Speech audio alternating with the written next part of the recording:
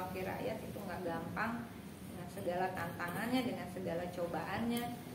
Kalau saya tidak menerima hidayah ini.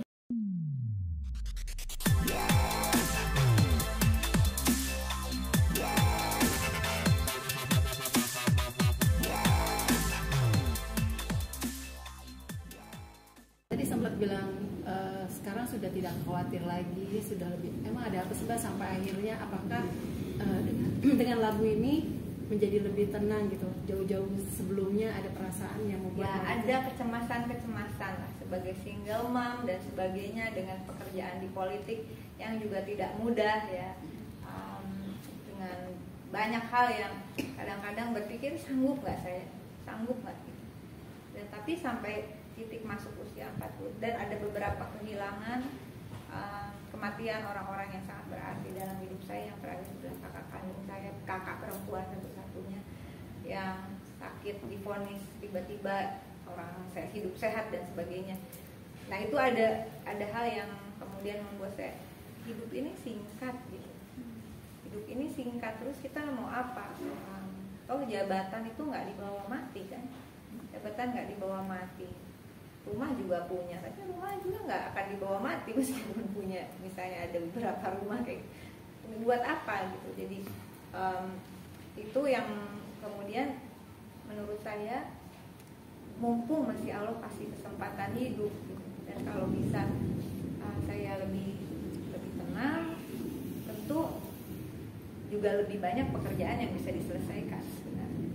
Karena ya khawatir juga anak-anak laki-laki 3 orang gitu, beranjak, yang satu beranjak remaja dengan masa pubernya yang luar biasa gitu, sempat ngerem di kamar lah segala macem gitu, tapi akhirnya terus dia juga sembuh dan pulih dengan sendirinya, bukan sembuh karena itu satu tahap dia bilang, saya nggak apa-apa, saya butuh untuk waktu sendiri dulu. Jadi alhamdulillah sekarang mereka juga puasa, memang selalu puasa mereka bertiga tanpa harus disuruh-suruh ibunya, bahkan kadang ibunya yang dibangunin sahur sama anak.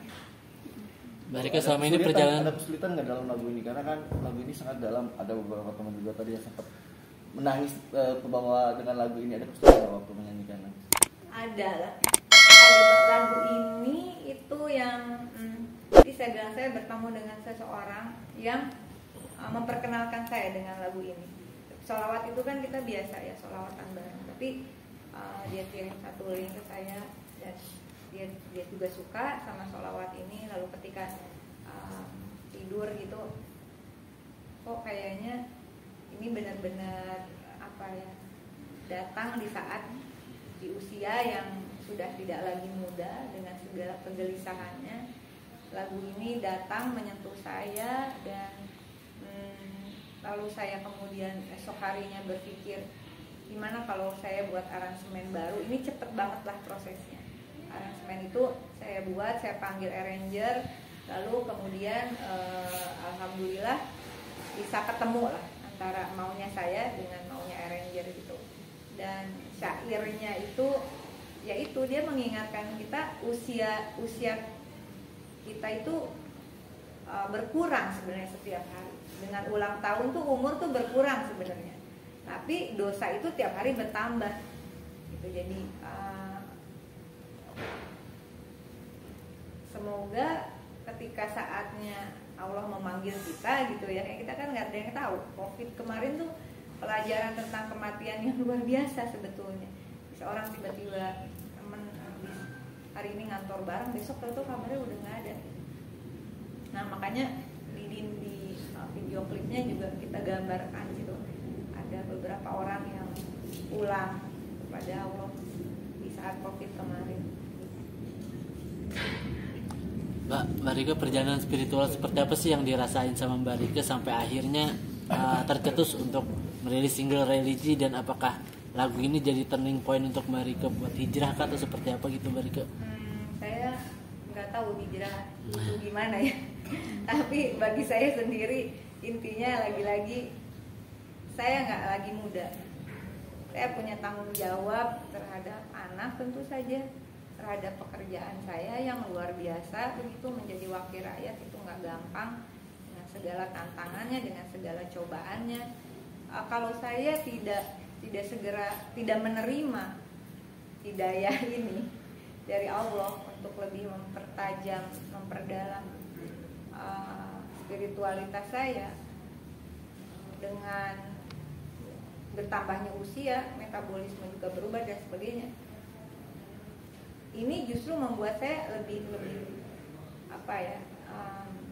fase ini membuat saya bisa lebih cepat lagi untuk cari solusi, untuk berpikir lebih tenang gitu, karena ada yang harus diperjuangkan. Misalnya saya ambil contoh, saya sedang memperjuangkan menyelamatkan uang pekerja dan pemberi kerja di BPJS Kesehatan dan Ketenagakerjaan, yang itu ada indikasinya akan dialihkan seperti kembali sistem yang lama, sehingga bisa diinvestasikan tanpa dalam prinsip dan amanah. Nilainya 700 triliun lebih gitu kan. Nah, dulu saya inisiator undang-undang, tentu nggak sendiri, tapi saya inisiator undang-undang BPJS ini. Dan kemudian kalau teman-teman rasakan dulu dan sekarang itu agak berbeda cara pengelolaannya sebagainya. Kalau tidak diselamatkan di dalam sistem yang kami usulkan waktu itu, akan terjadi seperti Jiwasraya dan Asabri misalnya. Tapi alhamdulillah jalan. Nah, ini kan sebetulnya saya kalau dibilang marah, saya marah sekali gitu, karena ini uang dari keringat orang gitu. Lalu kemudian mau dialihkan, di otak-atik undang-undangnya dengan menyusup di RUU Kesehatan misalnya. Kalau dulu saya pasti udah ngamuk-ngamuk tuh di DPR, di paripurna.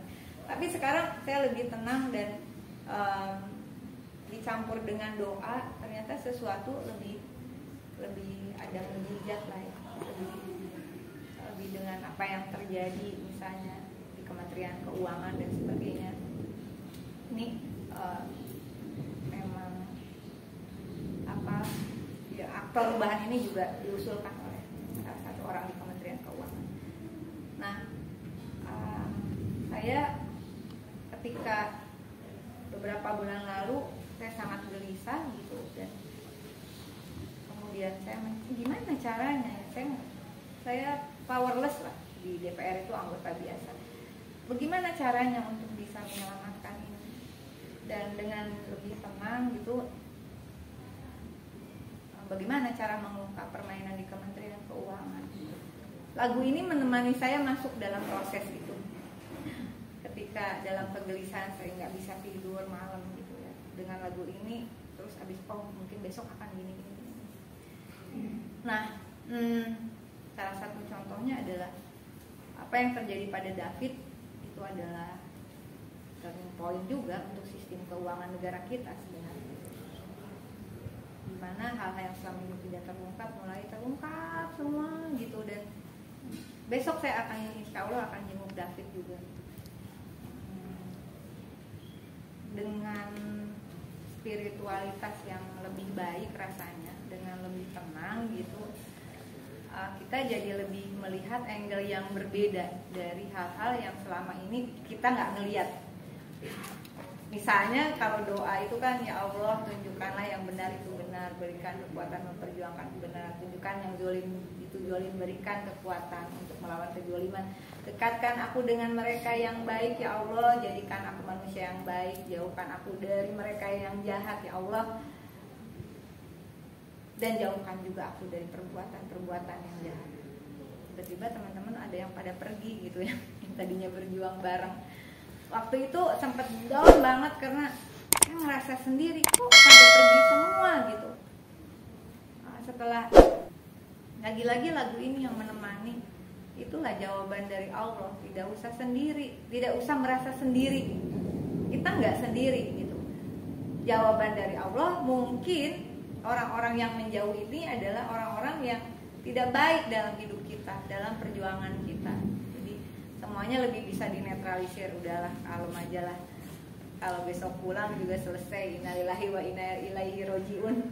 Mau apa, kita mau terlalu menggebu-gebu juga. Tapi insya Allah bukan berarti tobat itu pasrah tanpa ikhtiar ya. Doa berikhtiar itu jadi satu paket yang nggak bisa lepas. Tapi juga apa ya namanya, kalau ada yang diperjuangkan itu belum berhasil, ya udah lebih bisa senyum dan bisa diperjuangkan lagi.